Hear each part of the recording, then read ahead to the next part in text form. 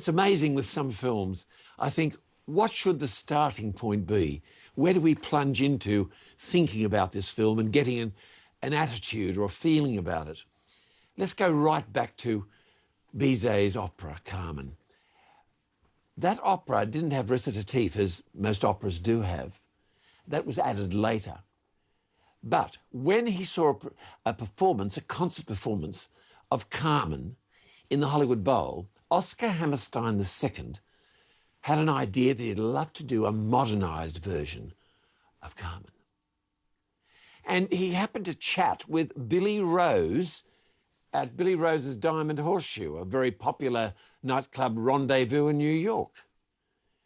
And Billy Rose became interested and had a lot to do with the production of Carmen Jones on Broadway, where Muriel Smith really did well playing Carmen Jones. It was enormously successful, incredibly so. But it took a long time for it to reach the screen. It didn't get to the screen till 1954. Carmen Jones is fascinating with its all-black cast. The whole feeling of this film, according to some commentator, was that it's fantasy, really, that blacks didn't live like this. Well, not all blacks anyway. But it was a great idea, and the man who had the foresight to turn it into a good film was Otto Preminger. Now, the film had to be done on a small budget. Remember, because it had an all-black cast, there are some areas in America where the film would not be shown.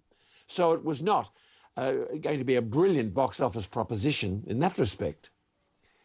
It was actually shot at RKO Studio and done in about 3 weeks, I believe. It was really done on the cheap. Carmen Jones will always be remembered for Dorothy Dandridge. Dorothy Dandridge will always be remembered for Carmen Jones. Take a look at this picture. This is Otto Preminger with Dorothy Dandridge on the set. Now, they were lovers at this time. Dorothy Dandridge, when she first met Otto Preminger, was a little bit demure. She was rather a shy person and laid back.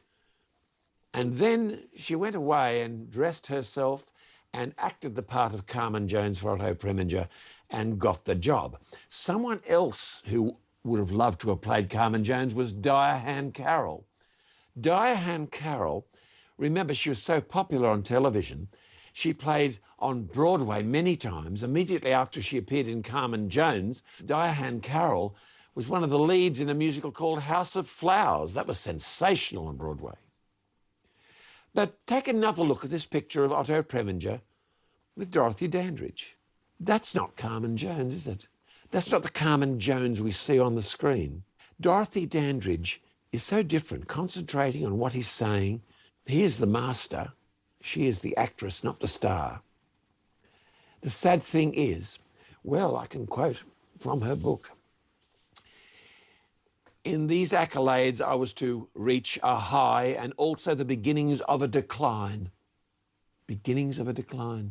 Inevitable for a Negro actress for whom there was no place to go, no higher or better role to play on the screen, no new story available, no chance to play roles meant for whites only. Following Carmen Jones, she was offered the role of Tuptim in The King and I. But instead, Otto Preminger talked her out of it, and she did a nightclub stand in Las Vegas. What a pity. Have you seen her in Porgy and Bess, in Island in the Sun? There's something very special and very sad about this wonderful lady. Harry Belafonte, well, he became certainly a household name after he made Carmen Jones with Dorothy Dandridge. Both of them had help with the singing. I'm sure that's well known. In fact, on the record, that is stated quite bluntly, and it's brilliantly done. Also in the cast, Pearl Bailey. She has a star part, and she really is a scene stealer. Beat Up That Rhythm on a Drum is a great scene featuring Pearl Bailey. But the whole feeling of the film is fascinating. As soon as it begins with the Saul Bass credit titles and that great music brilliantly played, you know you're into another dimension of experience of a musical film. I hope you enjoy Carmen Jones.